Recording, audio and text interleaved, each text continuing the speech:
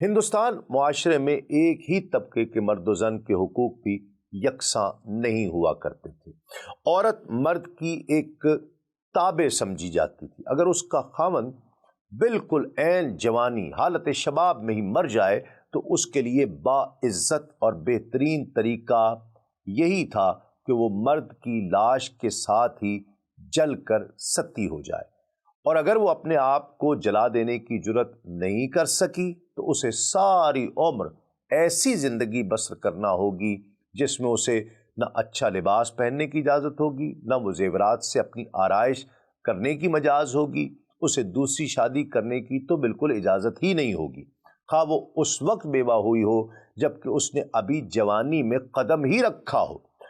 عورت زیورات کی مالک تو ہو سکتی تھی لیکن کسی غیر منقول جائیداد کی مالک نہیں بن سکتی۔ عورت ہر حالت میں غلامی کی زندگی بسر کرنے پر مجبور تھی۔ بچی تھی تو باپ کے حکم کی پابند، بیائی گئی تو خاوند کے ہر حکم کی پابند، با اولاد ہو گئی تو بچوں کا ہر حکم ماننا ہے اس پر واجب تھا۔ اس کے لیے ضروری تھا کہ وہ مرد سے پہلے سوئے نہیں اور مرد کے بعد بیدار ہونے سے پہلے اس کو جاگنا ضروری ہے۔ ناظرین کرام، ضیاء النبی میں تحریر ہے کہ ہندو مت نے ہندی معاشرے کے درمیان امتیازات کے ایسے بڑے بڑے پہاڑ کھڑے کر دیے تھے کہ جن کو عبور کرنا سمجھ لیجئے کہ ایک طرح ناممکن ہی ہو گیا تھا۔ بعض طبقات عزت و احترام کے انتہائی بلند مراتب پر فائز ہونے کے ساتھ ساتھ مالی اور مادی مراعات سے بھی سرفراز تھے، اور بعض طبقات ذلت و رسوائی کی گہرائیوں میں پھینکے جانے کے ساتھ ساتھ ہر قسم کی محرومیوں سے بھی دوچار رہتے تھے۔ محروم طبقوں کے افراد کی تعداد مراعات یافتہ طبقات کی تعداد سے بہت زیادہ تھی۔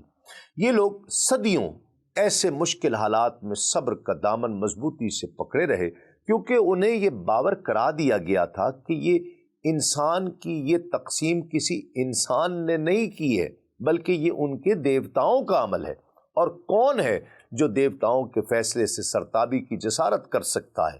لیکن جب تذلیل اور رسوائی کی حد ہو گئی تو ان کے صبر کا پیمانہ بھی لبریز ہو گیا۔ انہوں نے اس غیر فطری انسانیت سوز طرز معاشرت کے خلاف علم بغاوت بلند کر دیا۔ اس کے علاوہ ہندو مت کی پوجا پاٹ کی رسمیں اس قدر سخت اور کرخت تھیں کہ ان کے ساتھ ہمیشہ کے لیے نباہ ممکن نہیں تھا۔ انصاف کے نام پر جو بے انصافیاں ہو رہی تھیں، عدل کی قربان گاہ پر انسانی حقوق کو جس بے دردی سے ذبح کیا جا رہا تھا، اسے دیکھ کر سلیم الطبع لوگوں کے رونگٹے کھڑے ہو جایا کرتے تھے۔ ناظرین کرام، برہمنوں اور کشتریوں کے گٹھ جوڑ سے سرزمین ہندوستان میں انسانیت صدیوں تک سسکتی اور بلکتی رہی۔ برہمنوں نے کشتریوں کو تاج و تخت کا مالک تسلیم کر لیا۔ برہمنوں کے اثر و رسوخ کی وجہ سے ہندی ذہنوں پر یہ سوچ بھی نہیں سکتے تھے کہ کشتریوں کے علاوہ کوئی اور دوسرا آدمی سربراہ مملکت بھی بن سکتا ہے، خواہ وہ علم و فضل میں، عقل و دانش میں، سیرت کی پختگی اور اخلاق کی بلندی میں اپنی کوئی مثال ہی نہ رکھتا ہو، نہیں بن سکتا۔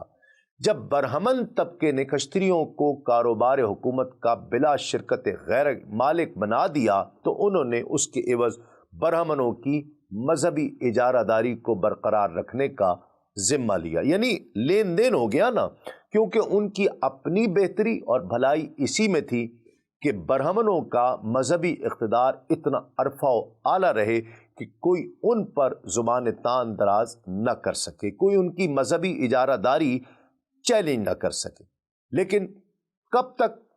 ناظرین کرام، آخر 6 صدی قبل مسیح میں ایسے جرت مند لوگ میدان میں نکل آئے جنہوں نے ان انسانیت سوز حالات کے خلاف بغاوت کا اعلان کر دیا۔ ان میں سے اگرچہ بعض تحریکیں وقتی جوش و خروش کا نتیجہ تھیں، اس لیے دیر پا ثابت تو نہیں ہو سکیں، لیکن 2 تحریکیں ایسی تھیں جنہیں محض جذبات پر نہیں بلکہ عقلی اور فلسفیانہ بنیادوں پر استوار کیا گیا تھا۔ وہ ایسی طوفانی قوت سے میدان میں نکلے کہ دیکھتے ہی دیکھتے وہ برہمنی سامراج کو ان کے جملہ معاشرتی اور معاشی امتیازات کے ساتھ خس و خاشاک کی طرح بہا کر لے گئیں۔ ناظرین کرام، ان دو تحریکوں میں سے ایک تحریک کا علم بردار گوتم بدھ تھا، جس کا معنی روشن ضمیر، روشن ضمیر اس کا لقب تھا اور اسی لقب سے وہ مشہور ہوا، اور دوسری تحریک کا قائد مہاویر تھا۔ دونوں میں کئی قدریں مشترک تھیں۔ دونوں کا تعلق مشرقی ہندوستان کے اس خطے سے تھا جو دریائے گنگا کے شمال میں واقع ہے۔ دونوں کشتری خاندانوں کے چشم و چراغ تھے۔ دونوں ویدوں کی حاکمانہ حیثیت اور برہمنوں کی مذہبی اجارہ کو ختم کرنے کے لیے میدان عمل میں نکلے تھے۔ یہ دونوں مصلح چاہتے تھے کہ ہندی معاشرے کی مذہبی بنیادوں کو منہدم کر کے فلسفے کی اساس پر اس کی از سر نو تشکیل کی جائے۔ یعنی یہ دونوں تحریکیں اخلاقی اور اصلاحی تحریکیں ہوتی تھیں اور اپنے ماننے والوں کو قلبی اطمینان سے بہرور کرنے کی صلاحیت رکھتی تھی۔ حالات کی ستم ظریفی ملاحظہ کیجیے کہ عرصہ بعد ان دونوں تحریکوں نے فلسفی نظریے کے بجائے الگ مذہب کا ہی روپ دھار لیا۔ مہاویر کا جین مت ہندو مت کا حصہ بن کر رہ گیا اور بدھ مت اگرچہ اپنی انفرادیت بچانے میں کامیاب ہوا، لیکن یہ بھی ایک الگ مذہب بن گیا۔ بدھ مت میں بھی ہندو دھرم کے متعدد نظریات پھر منتقل ہوتے چلے گئے۔ اس کے علاوہ بدھ مت کو اپنی جنم بھومی یعنی بھارت سے بوریا بستر لپیٹنا پڑا۔ اسے اگر پنپنے کا موقع ملا تو اجنبی ممالک میں جیسے چین میں، جاپان میں اور دیگر چند ایشیائی ممالک میں۔ ناظرین کرام، جین مت کا اولین پرچار کرنے والا مہاویر تھا۔ اس نے یہ نظریہ پیش کیا کہ انسان، حیوان، شجر، حجر یہ سب ذی روح ہے، اور روح جب بدن کے قفس میں مقید کر دی جائے تو اس کی نجات کی ایک ہی صورت ہے کہ وہ اس قفس کو توڑ کر اس سے آزاد ہو جائے۔ اس کے نزدیک دعائیں کرنا، پوجا پاٹ کرنا بیکار ہے۔ اس نے اخلاقی اور ذہنی نظم و ضبط کی اہمیت پر زیادہ زور دیا۔ بدن کے سارے تقاضوں کو نظر انداز کرنے میں نجات کا راز بتایا۔ جین مت کے مذہبی پیشوا ترک ذات بلکہ یہاں تک کہ فنائے ذات پر اتنا زور دیا کرتے کہ کھانے پینے سے بھی دستکش ہو جایا کرتے، یہاں تک کہ وہ بھوک اور پیاس کی شدت سے مر جایا کرتے۔ ایسی موت کو بڑی شاندار موت ان کے ہاں کہا جاتا تھا، اور ان کا دوسرا اصول اہنسا، عدم تشدد تھا۔ وہ کسی انسان یا حیوان کی جان لینا تو کجا، کیڑوں مکوڑوں جڑی بوٹیوں کو تلف کرنا بھی گناہ کبیرہ سمجھا کرتے تھے۔ ان کے یہاں کھیتی باڑی بھی ممنوع تھی کیونکہ اس سے بھی کیڑے مکوڑے اور جڑی بوٹیاں تلف ہو جایا کرتی ہیں۔ ان کا پسندیدہ پیشہ صرف تجارت تھا۔ آہستہ آہستہ جین مت ہندو دھرم کے نظریات سے متاثر ہونے لگا۔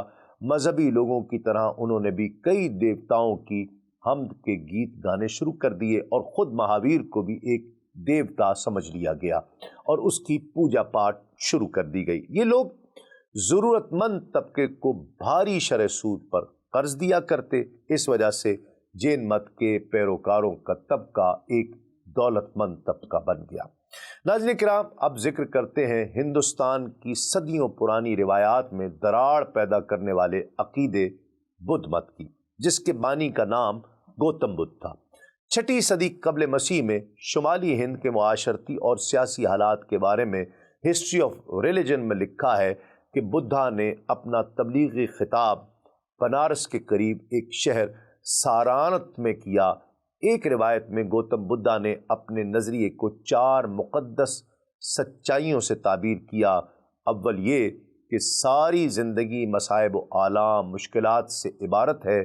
بدھوں کی اصطلاح میں اس کے لیے جو لفظ استعمال کیا گیا وہ دکھا ہے، یعنی دکھ۔ اس کا معنی برائی یا بیماری یا مشکل یا مصیبت کیا گیا ہے۔ دوسری، سچائی کا سبب خواہش ہے۔ تیسری یہ کہ اپنی خواہش کو جو شخص ختم کر دیتا ہے گویا اس نے اپنے مشکلات کو ختم کر دیا ہے۔ اور چوتھی، خواہش کو ختم کرنے کا ایک ہی ذریعہ ہے کہ اس راستے کو اختیار کیا جائے جو راستہ بدھا نے بتایا ہے۔ بدھا نے جو راستہ بتایا اس کے 3 مراحل بھی پھر ذکر کیے گئے۔ پہلا حسن عمل، دوسرا غور و فکر کرنا یا مراقبہ کر لینا، اور تیسرا حکمت اور دانائی۔ حسن عمل سے وہ مراد یہ لیا کرتے تھے کہ کسی زندہ چیز کی جان تلف نہ کی جائے، کذب بیانی سے باز رہا جائے، ایسی چیز نہ لے جو اس کا مالک اسے نہ دے، یعنی چوری سے اجتناب کرے، جنسی بدکاری سے مکمل پرہیز کرے اور منشیات کا استعمال کلیتاً چھوڑ دے۔ پھر دوسرا مرحلہ یہ تھا کہ وہ اپنا بیشتر وقت غور و فکر میں، یا اسے آپ مراقبہ کہہ سکتے ہیں، ایک چیز پر اپنی توجہ مرکوز کرنے کی کوشش کرے، یعنی فوکس کرے۔ یہ بدھ دھرما کی نمایاں ترین خصوصیت ہے۔ اس حسن عمل اور مراقبے کا اسے یہ حاصل کہا جا سکتا کہ وہ براہ راست اس حقیقت کا مشاہدہ کرنے لگے جس حقیقت کے بارے میں بدھ نے بتایا ہے۔ بدھ نے، ناظرین کرام، جو انقلاب آفرین اقدامات کیے وہ یہ تھے کہ اس نے ویدک دیوتاؤں کو بالکل ختم کر دیا، قربانی ممنوع کر دی، ذات پات کے امتیازات کو ختم کر دیا، برہمنوں کی مذہبی بالادستی کو خاک میں ملا کر رکھ دیا، اور پھر سنسکرت کے بجائے عوام کو ان کی مادری زبانوں میں تعلیم دینا شروع کر دی۔ ناظرین کرام، بدھا کی زندگی اور اس کی تعلیمات میں مذہبیت کا کوئی عنصر موجود نہیں تھا۔ اس کے مرنے کے بعد 1 صدی یا 2 صدیوں کے اندر بدھ مت کے پیروکاروں نے اپنی مخصوص مذہبی رسومات، راہبانہ علامات اور پھر ما فوق الفطرت عناصر خود وضع کر لیے۔ رفتہ رفتہ ہندوستان میں بدھ مت راہبوں اور راہبات کے طبقے کا نام بن گیا۔ اس طبقے میں ہر کس و ناکس کو شریک نہیں کیا جاتا تھا، بلکہ داخلے کے امیدواروں کو پہلے طویل ریاضتیں کرنا پڑتی تھی۔ تربیت کی تکمیل کے بعد امیدوار اپنا سر منڈوایا کرتا تھا، زرد رنگ کا لباس پہنا کرتا تھا اور قسم کھا کر یہ وعدہ کرتا تھا کہ وہ افلاس اور پاکیزگی کی زندگی بسر کرے گا۔ بدھ راہب موسم برسات کے 3 ماہ اپنی اپنی خانقاہوں میں بسر کیا کرتے، باقی 9 ماہ وہ شہروں، قصبات اور دیہات میں گھوما کرتے، لوگوں سے بھیک مانگتے اور اس سے اپنا پیٹ بھرا کرتے تھے۔ اہل ہند برہمنوں کی مذہبی اجارہ داری سے تنگ آ چکے تھے اور معاشرے کی طبقاتی تقسیم کے باعث ظلم و ستم کا جو بازار گرم ہو چکا تھا اس سے وہ دل برداشتہ ہو چکے تھے۔ ان کے لیے بدھ مت رحمت کا ایک پیغام ثابت ہوا تھا۔ ناظرین کرام، ہندوستانی معاشرے کی اخلاقی پہلو کا جائزہ لیں تو معلوم ہوتا ہے کہ سوم کے پودے کو تمام پودوں کا بادشاہ کہا جاتا ہے۔ اس سے کشید کی ہوئی شراب کو پجاری پی کر پوجا کیا کرتے۔ سوم خود بھی ان کے دیوتاؤں میں سے ایک دیوتا سمجھا جاتا تھا جس کی پوجا کی جاتی تھی، کیونکہ اس سے ایسی عمدہ اور نشہ آور شراب بنتی تھی جسے پی کر انسان سرمست اور مخمور ہو جایا کرتا تھا۔ بڑے بڑے مندروں میں دیوداسیوں کے طائفے آیا کرتے تھے جو ان مورتیوں کے سامنے رقص کیا کرتی اور گیت گایا کرتی۔ علامہ بیرونی نے بھی اس کا ذکر کیا ہے کہ مسٹر ودیا جو ہندو مورخ ہیں وہ لکھتے ہیں کہ اس میں شک نہیں ہے کہ تمام مندروں میں پیشہ ور عورتیں ناچنے کے لیے اپنی زندگی کو وقف تک کیا ہوا تھا انہوں نے۔ خاص کر شیو جی کے مندروں میں یہ رسم بہت عام تھی اور راجے ان مندروں سے خاص آمدنی حاصل کیا کرتے تھے۔ ناظرین کرام، آج بھی ان کے قدیم مندروں کو دیکھا جائے تو ان مندروں کے باہر اور اندر عورتوں کی برہنہ تصاویر اور برہنہ مجسمے آپ کو جگہ جگہ لگے ہوئے نظر آئیں گے۔ سوامی دینانند سرسوتی اپنی کتاب ستیارتھ پرکاش میں لکھتے ہیں کہ حقیقت میں ہندوؤں کی خرابی کے آثار مہابھارت کی جنگ سے 1000 برس پیشتر ہی رونما ہو چکے تھے۔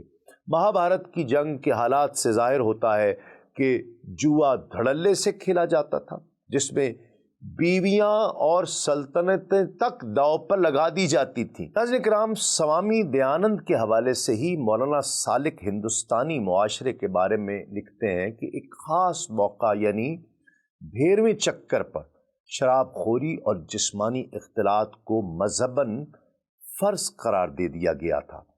اس موقع پر مرد اور عورت سب ایک جگہ جمع ہوا کرتے، اس موقع پر خوب شراب پی جاتی اور بدمست ہو کر کوئی بھی کسی کی بھی عورت کو برائی کے لیے پکڑ کر لے جا سکتا تھا۔